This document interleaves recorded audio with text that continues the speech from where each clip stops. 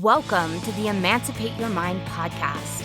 I'm your host, certified religious transition and trauma recovery coach, Terry Hales. I help people step out of the shadows of religious fear and shame and embrace their authentic selves with love and empathy. If you're ready to throw off the shackles of learned binary thinking and explore a more nuanced approach to life, this is your playground.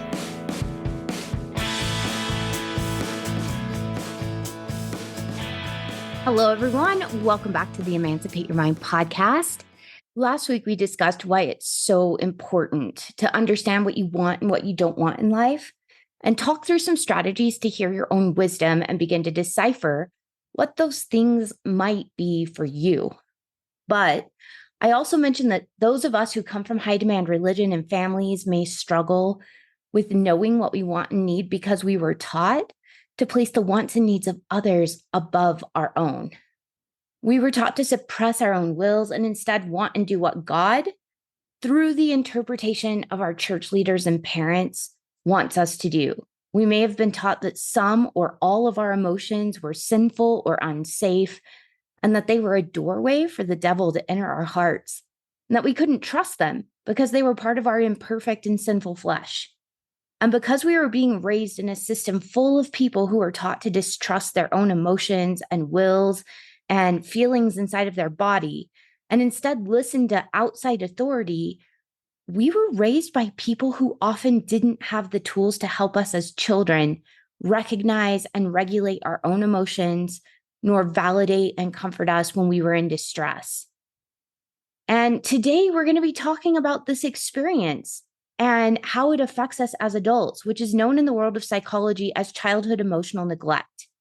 In this episode, I want to help you understand what childhood emotional neglect is and how it's affecting your ability to hear and understand and give yourself the things you want and need. In the next episode, we'll begin talking about how we can heal the childhood part of ourselves that still needs to be heard and supported and comforted and validated emotionally so that we can relax into letting us experience our wants and needs without judgment and fear. And this is going to be a big part of allowing ourselves to reclaim our own authority and create lives that feel good to us, that feel tailor-made for our own experience. Now, this discussion has been influenced highly by people who have been over on the Facebook group. We've been having discussions that really helped me clarify what I wanted to talk about today. If you're not a part of that, head on over. I'm asking questions to help me really create podcasts that are going to be useful and helpful to you. And this week is our first live discussion on Wednesday. So Wednesdays at 6:30 p.m. Mountain Time, we're going to be having live discussions where we really dig into these podcast episodes, apply them in real time, problem solve, troubleshoot. If you want to bring up questions from past podcast episodes, you can do that too. Or if you have insights or research or things that you want to share, I welcome other experts, other researchers, other people who are interested in this stuff, sharing their expertise as well. I by no means want to, hog the spotlight. I am more than happy to share it with everyone so that we can all learn together. Because like I said, I am on this path with you. I'm healing and learning and growing just like all of you, and am happy to learn from you. We learn quicker together. Thank you for everyone that has added to this podcast today, because what came up this week was cognitively, we understand that we need to know what we want. And there were many of you that were like, there is a piece of me that understands it's okay for me to have wants, to have needs.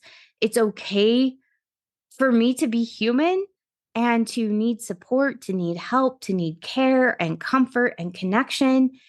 And yet there is a part of you that is really pushing back against that.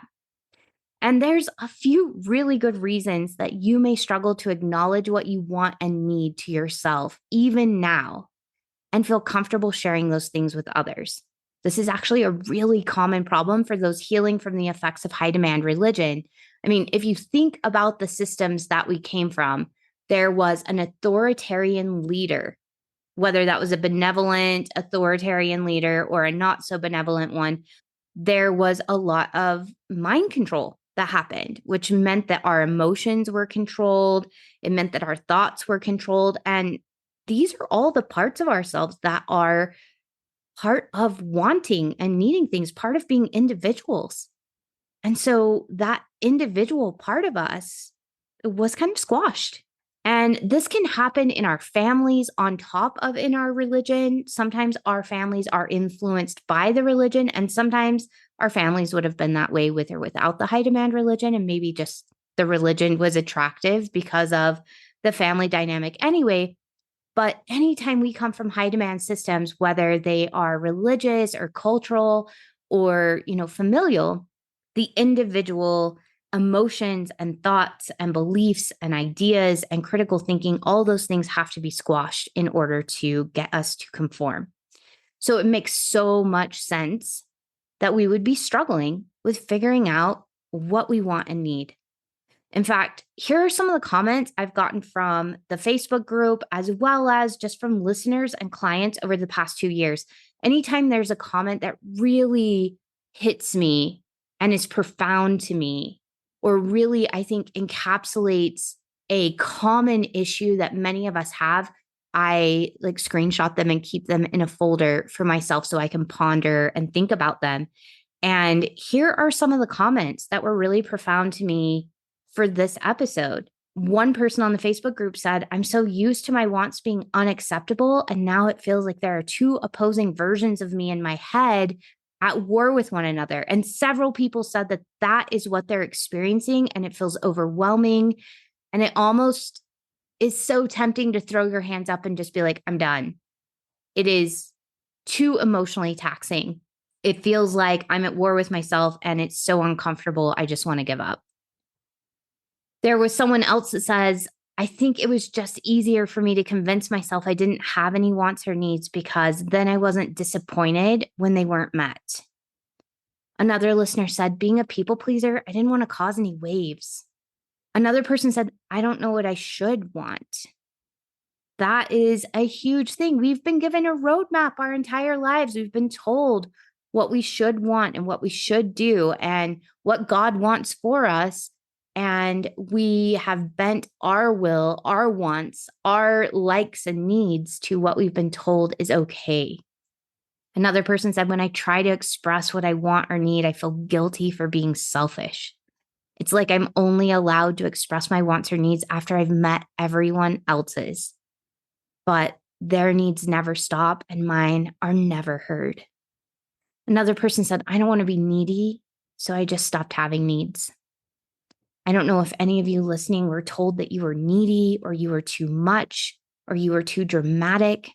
So you just stopped having emotions, stopped having needs, stopped having wants and desires, and stopped sharing those with other people because you were told that it was too much, that you were too needy. I don't deserve anything, so I don't let myself want anything. This one just really cut to my core. I know what that feels like, to feel like I don't deserve good things. I don't deserve to have my needs met. Because one of the messages we get when our needs are not heard or validated is that we're not worthy of having our needs heard or validated. And so we feel like we don't deserve to have people help us or support us or comfort us. We don't deserve to even meet our own needs. And the last person said, "If I say what I need, if I dare to express what I really want, I'll end up alone. I just know they'll think what I want is too much hassle and they'll leave."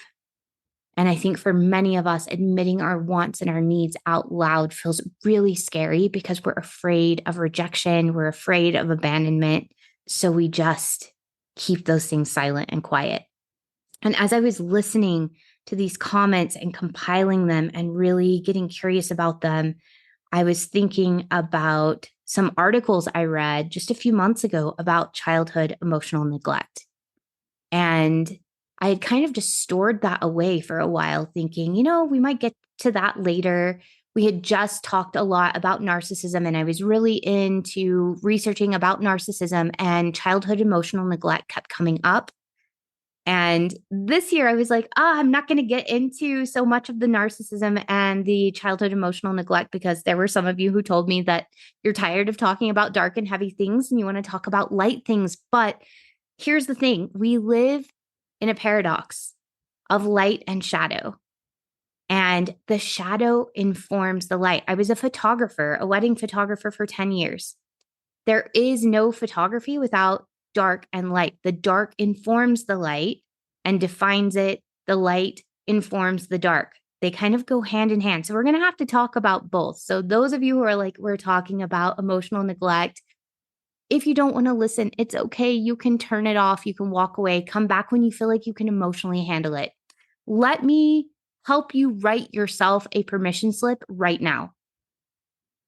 I'm going to take this responsibility off of my shoulders, because you know me, I'm still healing as a people pleaser. There's still part of me that feels like I need to emotionally care for every single person that's listening to this, and I am healing that part of me. But I want you to give yourself permission that if we're ever talking about something that feels emotionally heavy, like something you can't handle right now, something that you just need a break from, you are allowed to take breaks. You do not have to constantly be growing to be worthy of love and belonging. You are worthy right now, even if you never, ever change. You might not get all the things you want. The work we're doing is about getting you more of what you want by understanding what's going on so that you can heal it, so you can get more of what you want. But at any time, you're allowed to be like, you know what? I need a break and I'm just going to be for a while. That gets to be okay. So I'm giving that responsibility back to you, because I just noticed it right now as I am here on air with you all, that I think there's a little bit of codependency here where I feel responsible to make sure that I'm not giving you more than you can handle. But I'm giving that responsibility back to you. If this feels like something you're not ready for, put it away for a while. It'll be here for you when you're ready for it. It's going to be here years from now. Listen to yourself. If you're feeling overwhelmed, if you're just feeling like, I don't want to listen to this today, remember, hearing what you don't want is a great cue to what you do want. Really listen to those I don't wants. It's going to help you get closer to what you do want. So if you're listening to this and being like, I do not want to talk about childhood emotional neglect today, listen to that. That's valid. Give it what it wants. Give it a break. It's okay. You can meet your own needs. You can listen to your likes and dislikes, your wants and don't wants, and you can meet your needs. And then later, if you're like, you know what, I think I do want to go listen about emotional neglect in my childhood, then come on back. It'll still be here. Okay. Well, that was a little sidetrack, but I think that's really important, because so many of us who experience childhood emotional neglect, and I'm going to go out on a limb and say that most of us who come from high demand religions did experience this to some degree or another.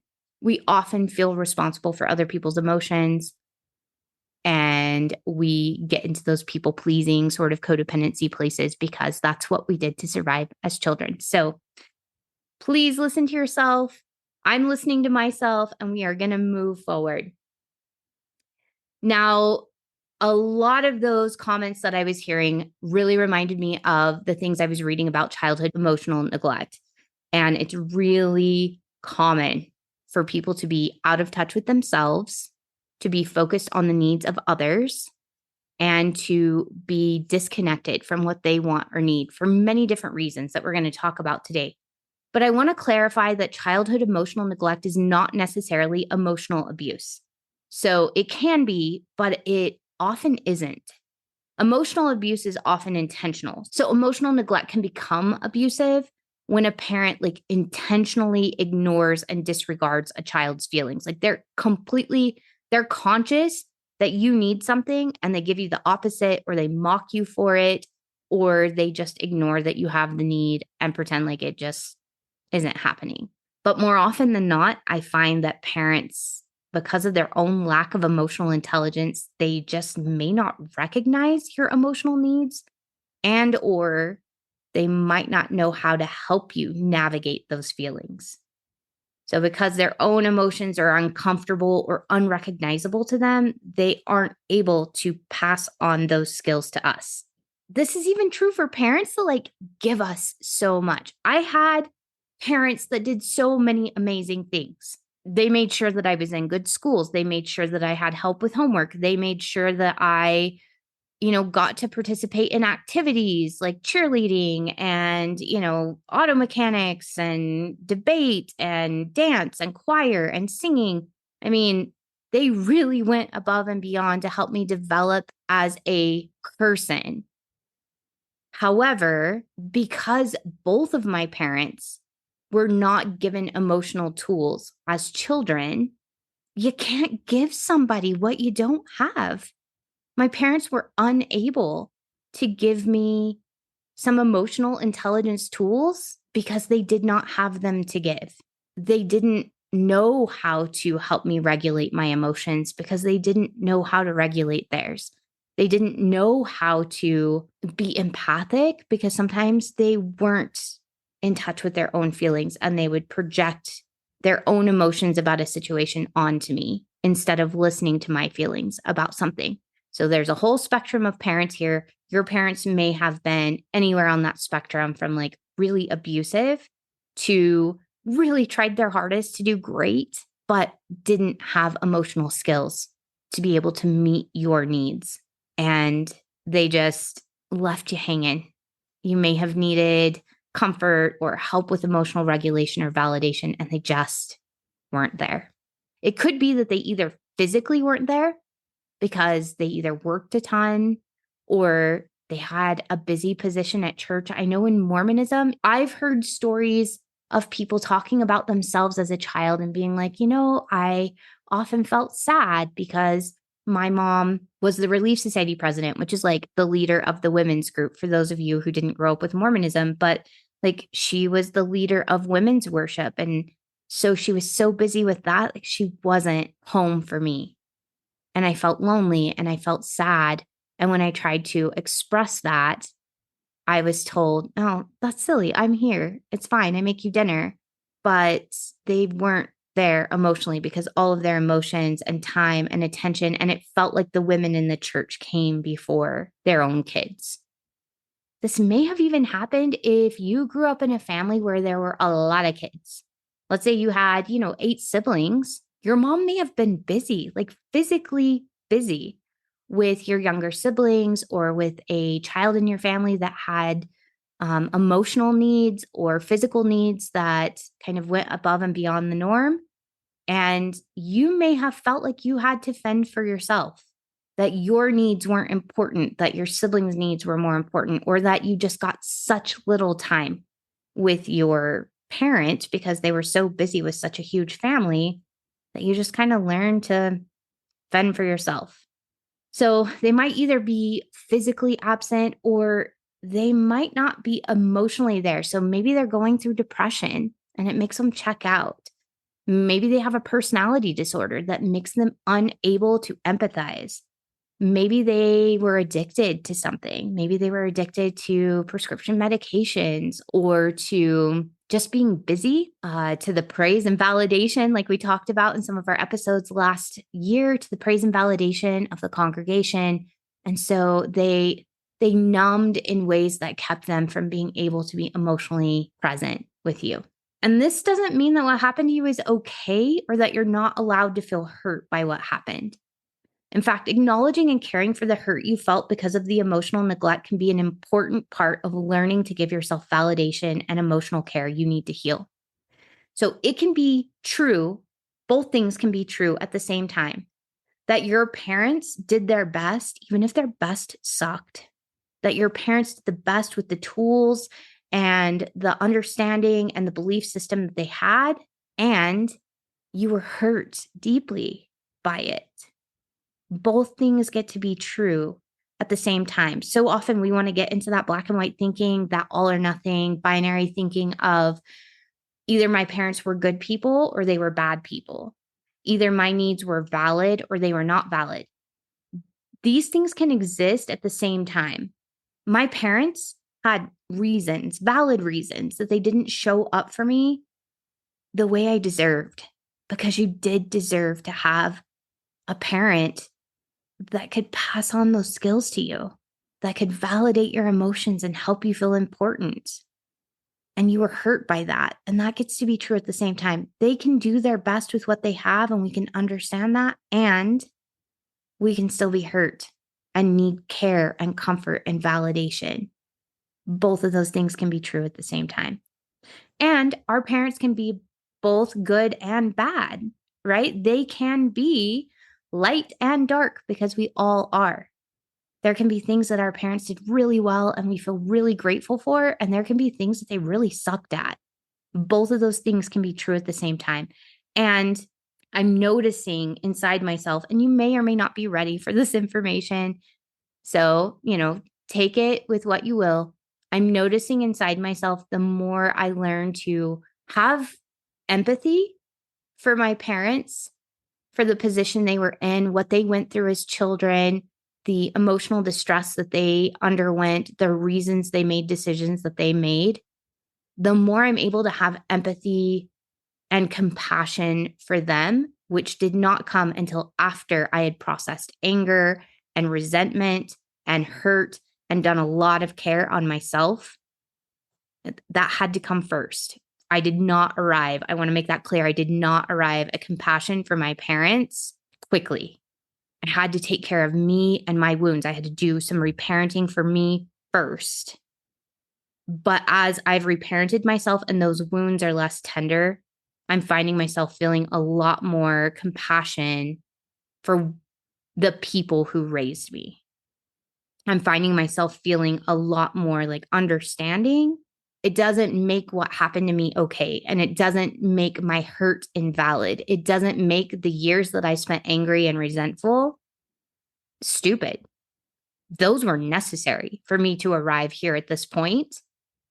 And as I think, able to look at them through a clearer lens as like a full human, as I'm able to see them as both light and dark, doing their best, even when their best sucked, it's giving me permission to be an imperfect parent, because there is no way, as I'm healing my own trauma, I know this, there is no way I am passing on a perfect childhood to my kids. That is not happening. I'm having to heal myself as I'm parenting children. That means I'm accidentally probably passing on some childhood emotional neglect to my kids, because I definitely went through depression after having kids. I went through a religious transition after having kids, and I've been processing all of these things. And I can have compassion for that part of myself while working to do better. So having that compassion for me allows me to be in this really funky place that all of us are in. We're in this really funky place of breaking generational trauma, because our parents are the way they are because of the trauma they received as children. So we're breaking generational trauma, and we are trying to parent the next generation in a way that's healthier. We're doing both of these things simultaneously. That's super difficult. We're not superhuman. So learning to have that compassion and empathy for ourselves allows us to be in this space where we receive trauma as children, and we're trying not to pass that on to our kids. We're going to accidentally pass some of it on. But we can develop skills that we will be talking about this year, about healthy conversations with our kids. How do we help our kids become trauma resilient? How do we continue to maintain healthy relationships with them? How do we help them become emotionally intelligent and advocate for themselves? Like, so many good things coming, but it starts here. It starts with me recognizing that I am both light and dark, and that my needs are valid, all of them.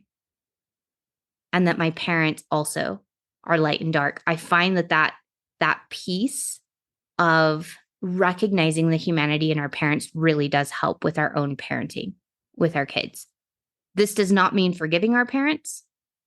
We will be talking about forgiveness this year too, because I think that that's a big challenge for many of us. So this does not mean forgiveness. It means like a level of acceptance. Like, this is who you are. And it makes sense to me that you are this way. It's unfortunate that you are this way. And it's unfortunate that it hurt me in these ways, but this is who you are and it makes sense. And it allows us to like just kind of accept who we have. Now, before we really dig into how we work with childhood emotional neglect, because that's where we're going with this, we're going to really dig into like, how do I work through these pieces of me that deeply believe I'm not allowed to want and need things, and that I can't trust others to step up and help me and support me whenever I need that. And I feel unsafe with other people, and I'm worried that they'll reject me or abandon me. We're going to be talking about that today. But before we do that, this Wednesday is our first live discussion for monthly donors to the podcast. We're going to be delving deeper into today's topic. We're going to be learning to apply it in real time. Yes, there will be some coaching happening in this call, as well as answering questions about any past episodes.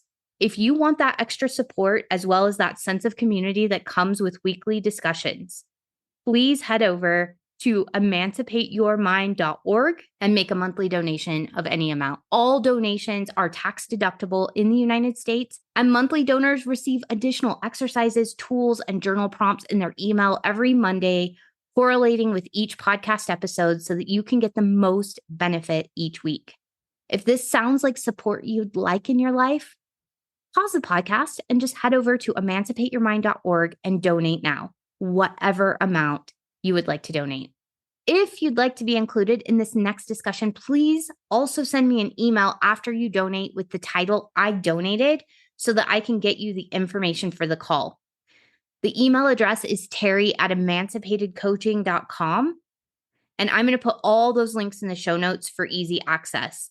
I know this is a little clunky right now. We are working with the tools and the widgets we have in the website on Mormon discussions as best we can.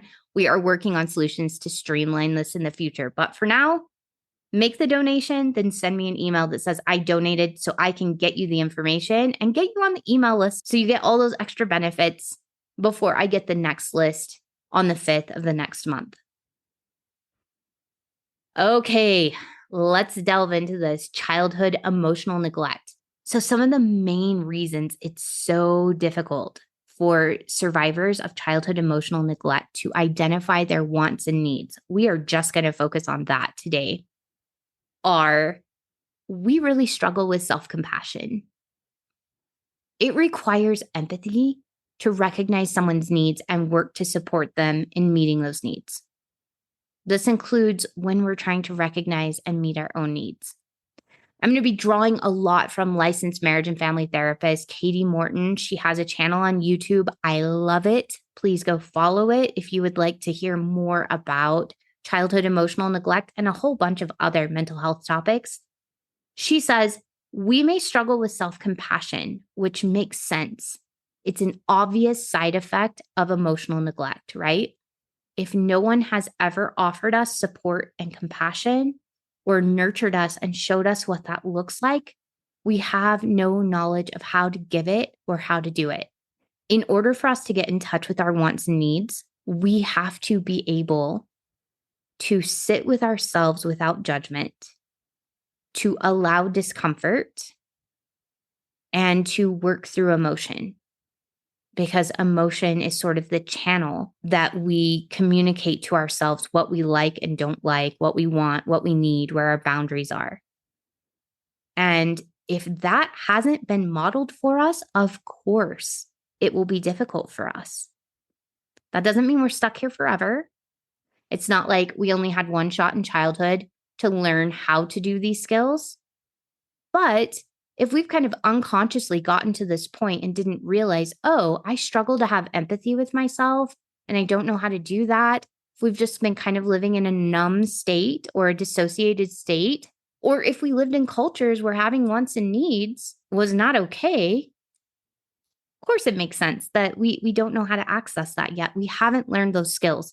And everything that we're talking about today is not something you're either born with or not born with, or that you're given in childhood or not given. These are skills we can learn as adults. It will take time. It will take practice. It will take patience, but we can learn them. We can give ourselves the things that we needed in childhood in order to become healthy, well-functioning, deeply connected adults. We can learn all of it, but it will take some time and patience and practice. Another struggle for those who have experienced childhood emotional neglect is a struggle with feeling numb. Because we weren't taught how to feel through our feelings, we stuffed them deep. We put them under lock and key. I mean, they are down in the basement and they are hidden.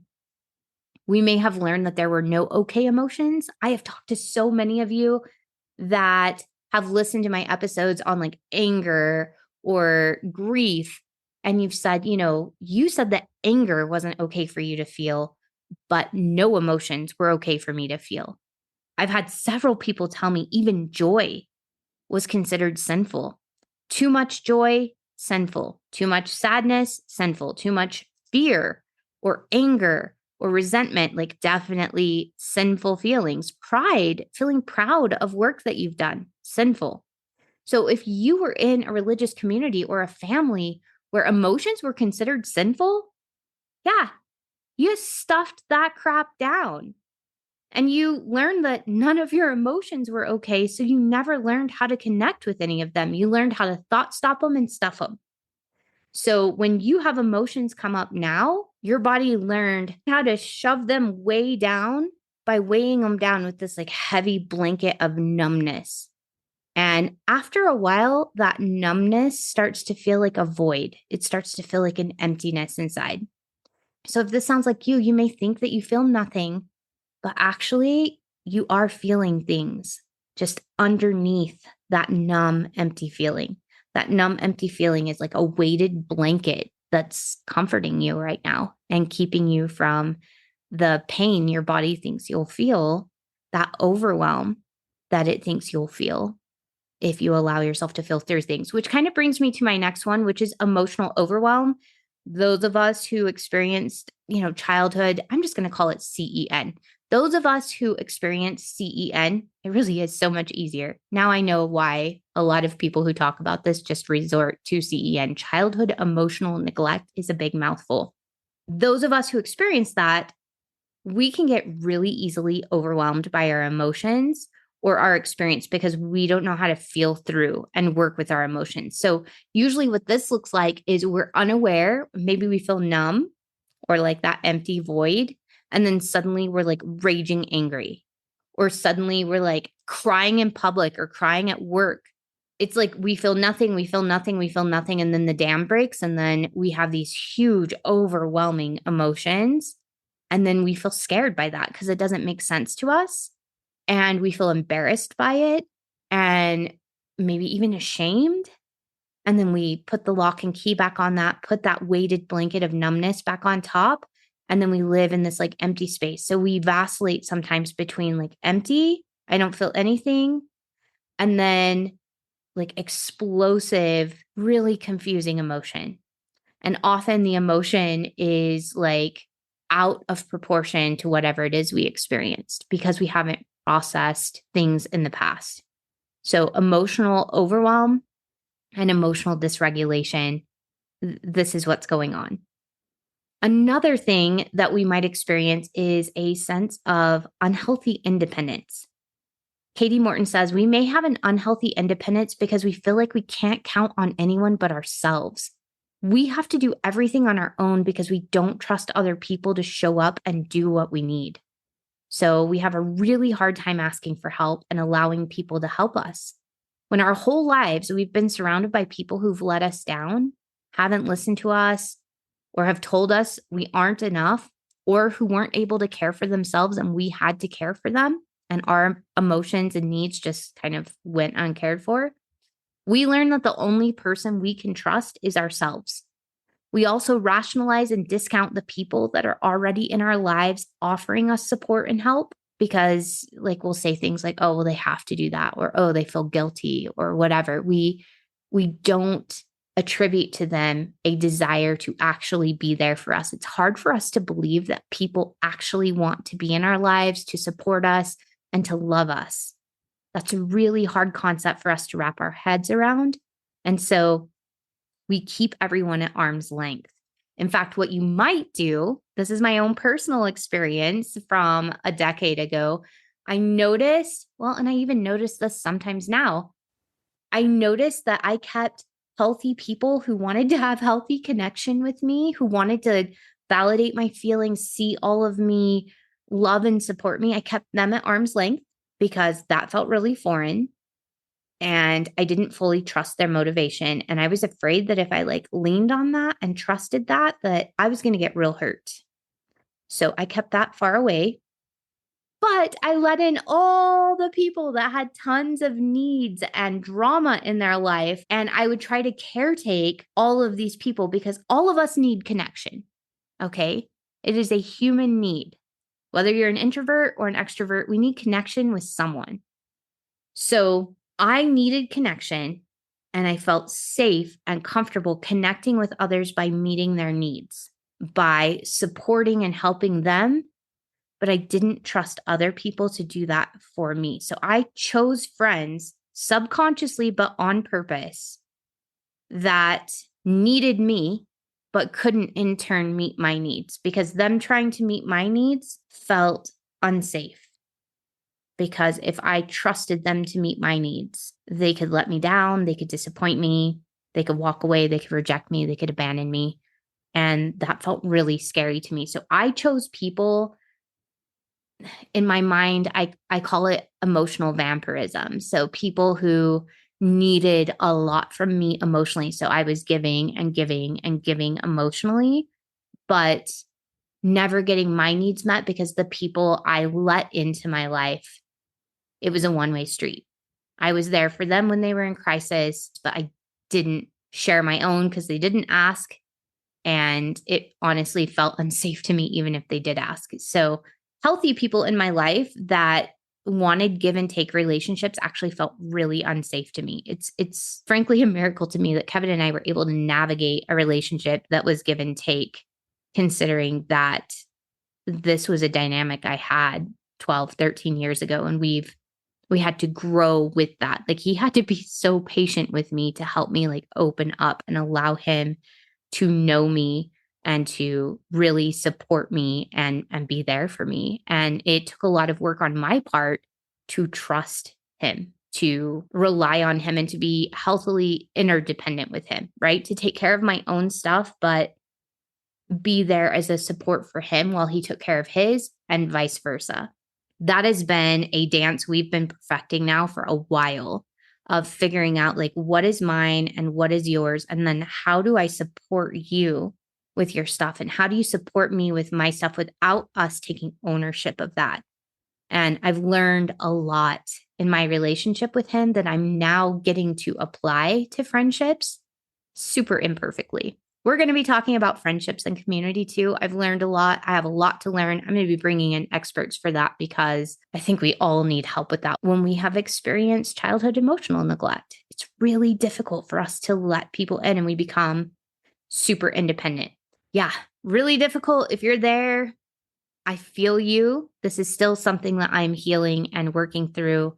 And just getting curious with myself about. And every year it gets a little bit better. And that's how this is going to go. As we're figuring out what we want and need, we recognize, okay, that's a pattern. We get curious with it. We heal one or two things. We improve one or two things. We try some things on and it gets a little bit better. And then cumulatively over time, it gets better and better and better. We're able to show ourselves more. We're able to trust people more. Because we're able to trust ourselves more. We've created a better relationship with ourselves. I feel like the struggle with unhealthy independence really goes with this sensitivity to rejection. And the reason we feel really uncomfortable sharing our wants and our needs is sometimes we're afraid people are going to leave us.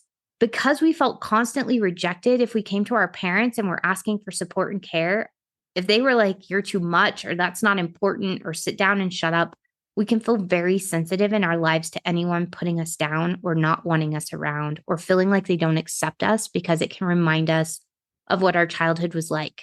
And that can be really triggering. And this can be true even if somebody just says, I don't feel like going out for coffee today. I'm going to stay home. It might feel like a personal rejection by even admitting, like, I want to go to coffee. Do you want to come with me? If somebody says, I don't really want to go to coffee today, it can trigger these childhood wounds where we feel like they're rejecting us personally and we're not worthy and that they think poorly of us when actually they just don't want to go to coffee. That's it. They're saying no to coffee, not no to us. But because of this trauma from our childhood, which is really what it is, we feel like if someone doesn't show up in the way that we want them to, let's say, for instance, I share something and it is too much for the person that I share with. That doesn't mean that my needs are too much. It just means that they don't have the capacity to handle my needs at that moment. And that was true for your parents too. But as children, we try to problem solve by creating a story of why things are the way they are. And often we are the star of the story. So it's our problem. We're the thing that's wrong. We're the reason that things happen. And so when we're growing up, if we have huge needs, and even if no one ever says you're too much or I can't handle your needs, if they're not meeting them, that's often the message we get is I'm too much. People can't handle me. I'm too needy. And so we don't share things with people because we're so afraid that they're going to see us as needy or too much or clingy. And really what's happening is you're not too much or too needy or too clingy, but the person you're sharing that with just might not have the spoons to meet your need. They might not have the emotional ability to be there for you and support you the way that you need. So it's not that you're the problem. It's just that, the combination of your need and their ability to meet the need just isn't a fit, right? My son and I recently had an interaction where he was having a huge emotional experience. And because of some things that had happened earlier in the day, I was really triggered and I wasn't able to be there for him. It actually triggered childhood trauma for me, this experience that was going on. And in the moment, because I was getting into fight or flight super quickly, I had the presence of mind to just say, I need to slow this down. I'm super triggered. I'll be back in a minute, and left. And so I left and I, did some deep breathing exercises in the bathroom. I turned on the fan so I couldn't hear anything and just, sat with my inner self, calmed my breathing, slowed things down. And when I came back outside, he was like, were you saying I was being too much? That you can't handle me? You need me to be like all even kill? And I said, no, your emotions are valid. They make sense. I want to be there to support you. And I was triggered. I was like, both of those things are valid. I said, so I couldn't be a support for you right at that moment because I was triggered and I was in fight or flight and I was going to make it worse. So I tried to communicate as best as I could. I need to leave for a minute and care for myself first, and then I'll come back. And he was like, oh.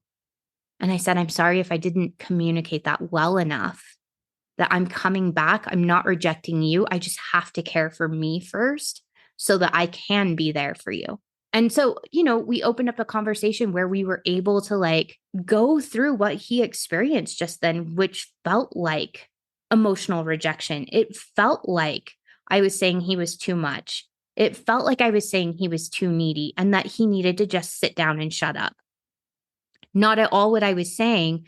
I was triggered and I needed to go take care of my own feelings and get myself back in a regulated state so that I could be there with him and work through his feelings. So that's a good example of his feelings were totally valid. His experience totally valid. And I actually wanted to be there for him. And I was also triggered with my own childhood trauma, needed to go care for myself. The cool thing is, though, is that when we've done this work for ourselves, are we going to have moments like that with people we care about? For sure. But we come back and say, hey, I'm back. I have emotionally regulated myself and I'm here. How can I help you and support you and help you process this? And by the end of our conversation, it took 5-10 minutes. We processed through his feelings he had just had because I had to leave the room and help myself first. I had to put on my own oxygen mask first.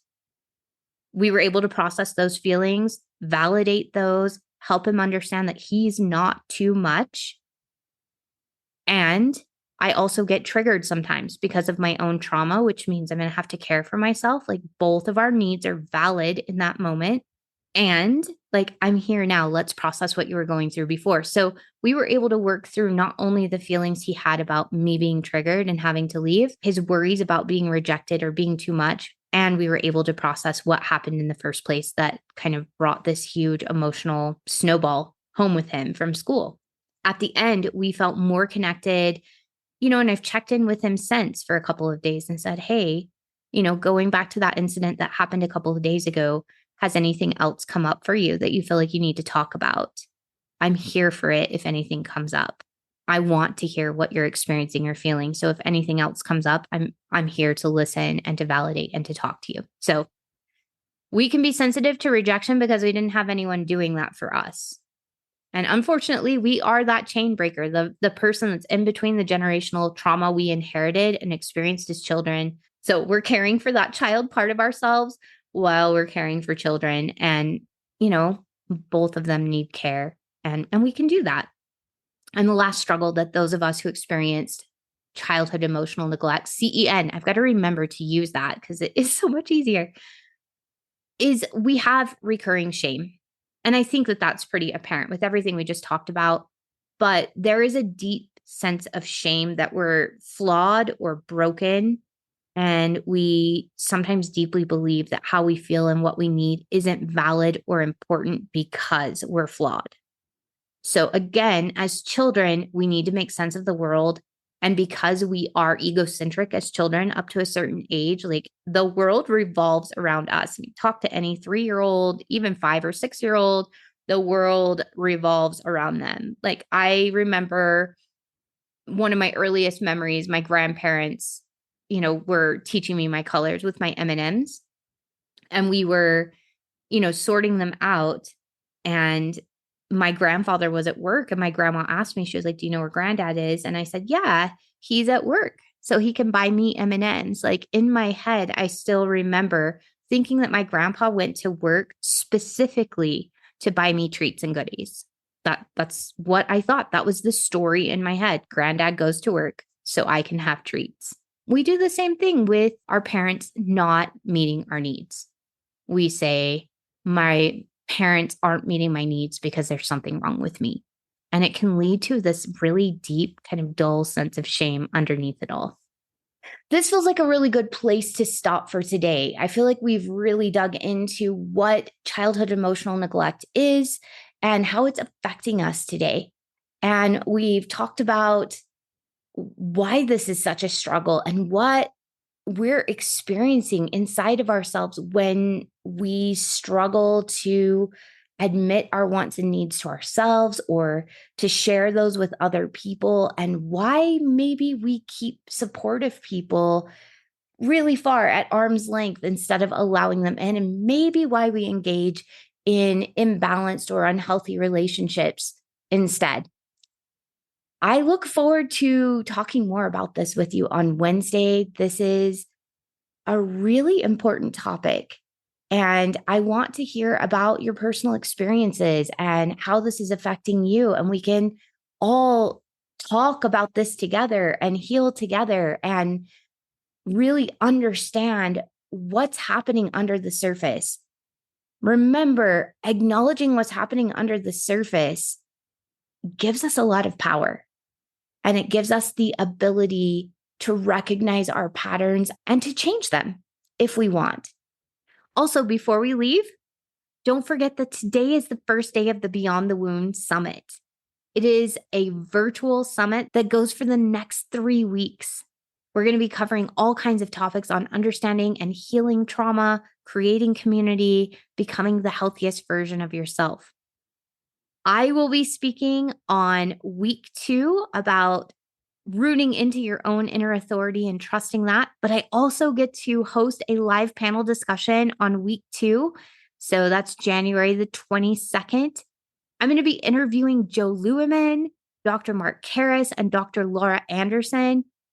They have books coming out on topics that are going to be super interesting. I'm reading the manuscript for Dr. Mark Harris right now, and it is about healing from hell indoctrination, which I know so many of you have been looking forward to resources like this. I've been looking for a resource like this, and what I've read so far is so good. So please come and join us for that discussion if it sounds like something that would be supportive for you, and use the discount code podcast20 to get 20% off of your ticket for listening to the Emancipate Your Mind podcast. Thank you so much for joining me today, and I will see you next Sunday.